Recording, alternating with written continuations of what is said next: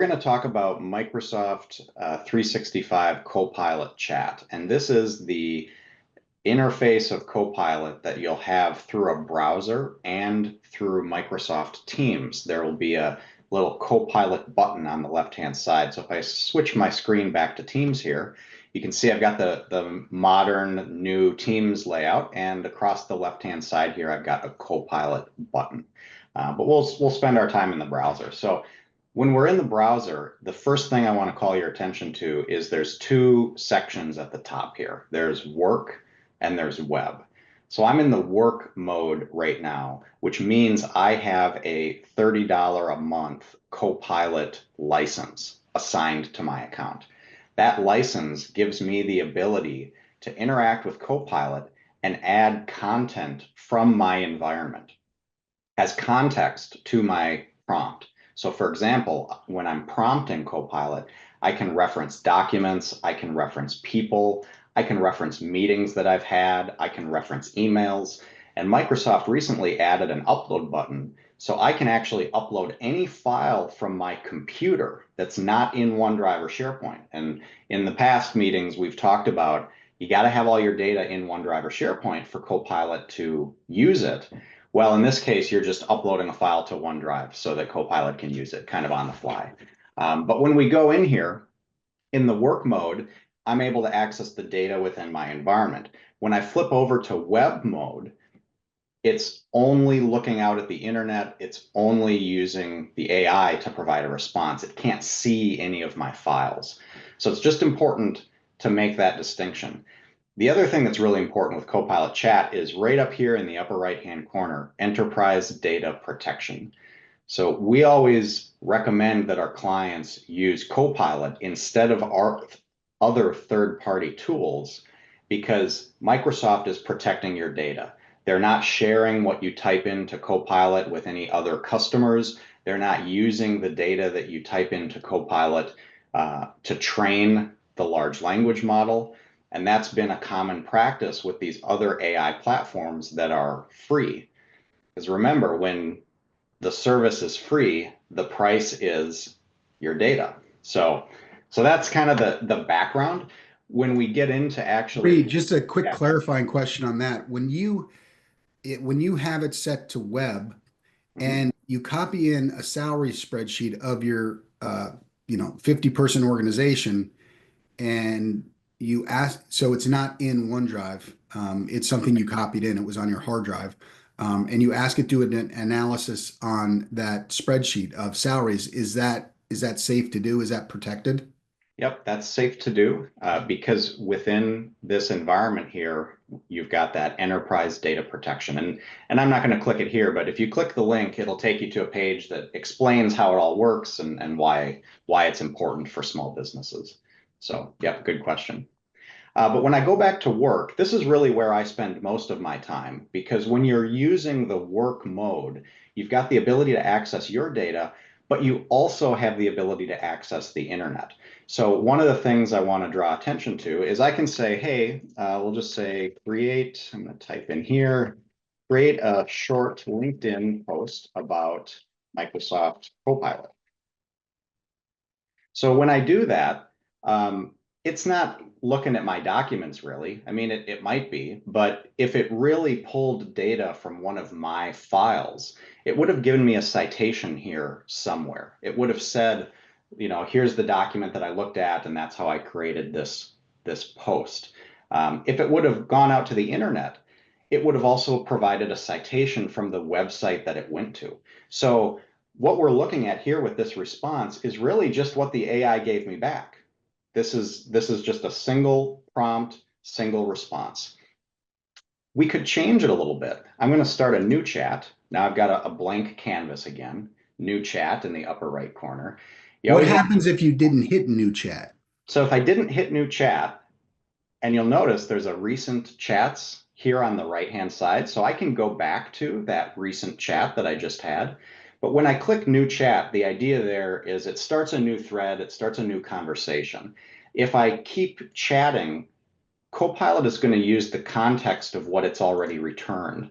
So when you totally change topics, it's a good idea to start a new chat.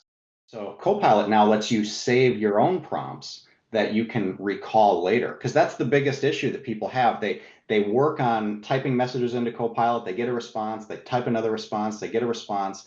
They finally type in that prompt that gives them what they're looking for, and they want to save that information.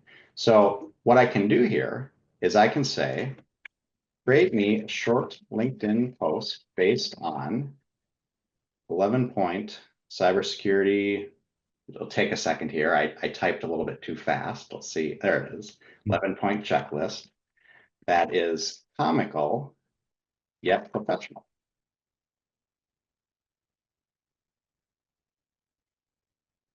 It's kind of a long prompt or a long response, Yeah. but I've got this prompt now. So if I liked this, you'll see I can hover over my prompt and I can actually save it. So now when I save it, I can give it a title, Funny LinkedIn, and it's saved my prompt right here. So I can click save. So now when I'm going back the next day, the next week, and I like kind of the idea there, I can go into view prompts, your prompts. There's my prompt. Now it's going to select my file automatically, but I can change it. If I want to erase that, and I can say, something else, Copilot Learning Series Agenda, I can pop in a different document right there. Let's see what that does. Yeah, so interesting. I use this prompt all the time and I haven't saved it, so possibly I should. Yep. When I when I'm preparing for a meeting and I see there's some other uh, pre-written prompts to do this, preparing for a meeting, I'll ask Copilot to go through all my emails, all my Teams meetings, any documentation related to client X and prepare for this meeting. Or what I did yesterday is ask it where a certain subject was discussed and what the discussion was about.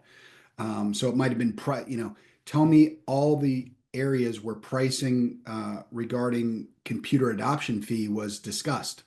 And it'll tell me the emails, any documents that's in, and even had a look at Teams meetings. Yep, absolutely. Copilot has access to all of the data that you have access to. So it's taking your natural language prompt and it's going into the Microsoft graph and it's collecting that information along with a response from the large language model. So Copilot for Microsoft 365 chat is really, I think, one of the most powerful areas of Copilot because it lets me pull in my data, it lets me access the internet, it lets me iterate, and I can save all of my prompts. So this is really where we recommend everyone start. Microsoft has added some pretty neat functionality in Excel with Copilot, so I'm excited to share that. Great. Why don't you share your screen and we'll get started. We'll promise keep our promise on the timing, so we'll keep this short and sweet. Just talking about Copilot as it applies to Excel. Yep, absolutely. So what I've got here is a spreadsheet of service tickets. A lot of times, we'll go into Excel and we need to analyze a bunch of data. We need to understand what the outliers are. We need to understand what the averages are. And for somebody that is really comfortable with Excel, that's pretty easy to do. But most of us are not Excel geniuses. So Copilot is really helpful in that regard. So I've got my spreadsheet here. It's got a bunch of sample data, a bunch of tickets, different people on our team, different types of requests, and so on. I can click the Copilot button in the toolbar, and it's going to open up the Copilot side panel. And the Copilot side panel is how I interact with Copilot really in many different applications. But Microsoft is adding sort of context-aware Copilot features, so we'll see that as time goes on. But in my spreadsheet here, to start with, I want to understand my data. I'd like to get some insights on kind of what I've got here amongst all this data. So one of the prompts that I can ask Copilot is show me some data insights. And what it's going to do is it's going to look at this spreadsheet. I've got, I don't know, 200 rows of all sorts of different things here. And it's going to start to show me some information about my data set. So here it says I've analyzed your data. total hours by team, and then it's given me some information here. Services MS team has 46 hours, help desk has 15, and so on. So I can keep going. I can say, can I see another insight? And let's do that. Let's just get another one. So here it says it analyzed the data. It says 5 of these tickets, basically 5 of these rows, are not like the others. So they have a bunch of time on them, and I could drill into what those are, and it helps me see those. Um, what I like to do with these insights, rather than kind of iterate one after the other, I like to use this prompt to add all of the insights to a grid. So when I do that, it's going to open up a second worksheet behind my ticket worksheet that we were just looking at. And it's basically going to plug in all of those different insights on this worksheet. So I get them all at once because I like to just look at it all at once and see it kind of the 1,000-foot view. But it only brought back to Reid, right? When you were prompting. So when you do it this way, it's bringing back all the insights it came up with all at once. Yeah, yeah. So it starts with 6 here. It's going to give me 6 insights. And these will be different based on the data, but it's telling me here Marcin has really the most tickets, maybe the most hours submitted. There's those outliers that I saw earlier. Service team has the most time. Here it's trying to show me maybe dates and other information, sites as well. It's showing me some pivot tables of which team members have which data, number of tickets and so on. So this is helpful because I can kind of get that 1,000-foot view, and I can go back to my tickets, and I can ask a more detailed question maybe about this data.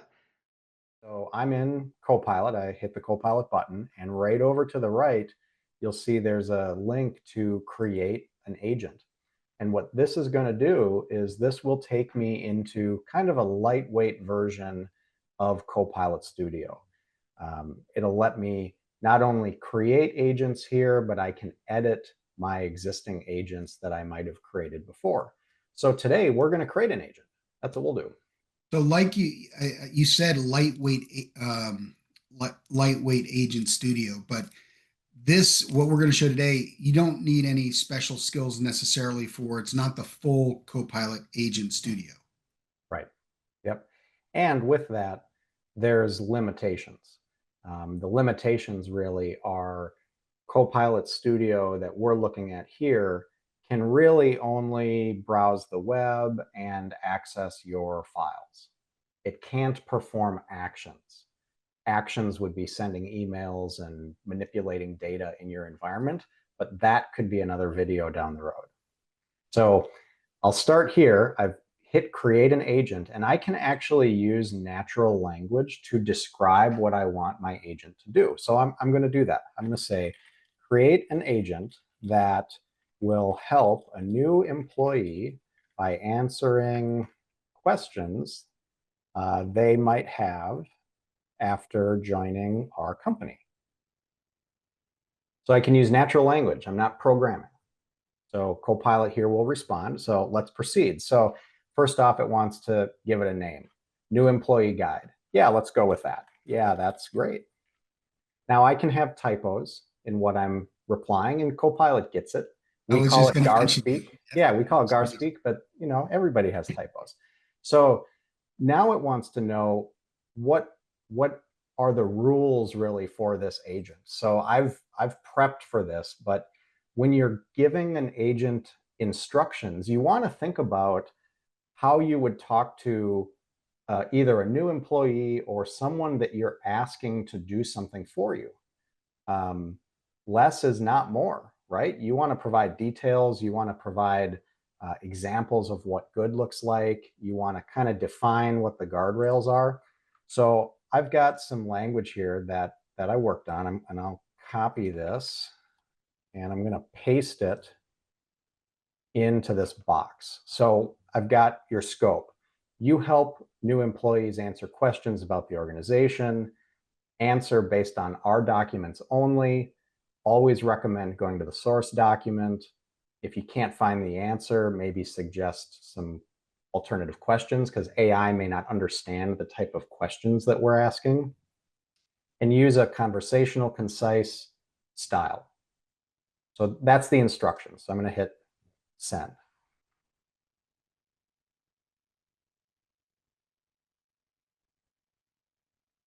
So now it wants to look at data sources. So this is optional. Do you have any public websites or data sources you'd add? I'm going to say no, because I don't want Copilot to use the public internet.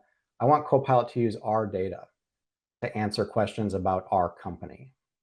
We've got a document here. A lot of times you'll create a document and it'll have some great content and you need to present that.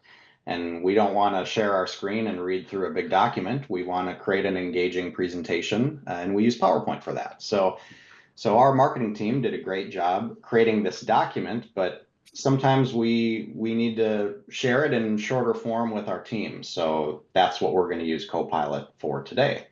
Just to be clear, this is just the text of the blog article that we wrote. There's no, there's no secret marketing stuff other than that's nicely formatted. Yeah, the important thing here, though, and I'm glad you mentioned that, is there is some good structure to this document. There's different headings, there's some numerical structure. That'll make it easier for Copilot to kind of digest it and understand how to turn it into a presentation. So the first thing that's not exactly the point I was making, Reid, but it's an important point as well. It's just that it doesn't look like there's not a lot of cool graphics. There's no standard background, standard colors. Yeah, it's just the content, just the data.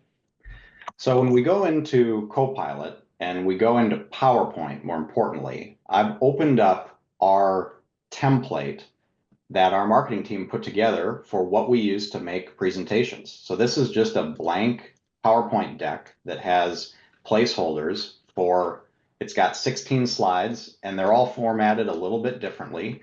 And these are design ideas that our team can take. If I was going to create a presentation, I would use this, I'd save a copy of it and I'd start filling out slides. And that would take me quite a while. But when we use Copilot, we're going to go into the Copilot button in the upper right-hand corner here and open up the Copilot side panel. And it'll take a second, but Copilot will give us some options for how we can use it within PowerPoint. And I'm going to start with creating a presentation from a file. Click on that, and Copilot's going to pop up. It's going to start creating that prompt down there. And there's my 11-point IT security checklist document that we were just looking at on the screen. So when I click on that and I click send, Copilot is going to look at that. It's going to say, hey, wait a minute, you already have slides on your screen. Is it okay if we overwrite these? So yeah, we're going to say, yes, please overwrite them. And now it's going to look at that document and it's going to start building slides for me.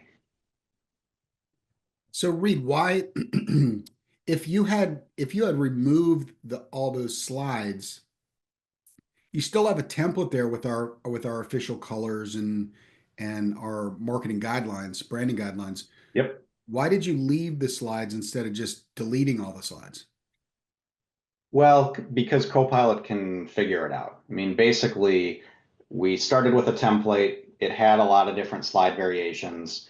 Copilot's going to ask me, is it okay if I overwrite what you've got? I said, sure. And we can see now that it's done, it did that pretty quickly. It created 27 slides for me. So we only had, I think, 16 or so different variations. And it's used kind of a variety of different formatted slides that follow our branding guidelines. So I always recommend that people start with a template like we did here, because your presentation is just going to look better than if you start with a blank canvas entirely.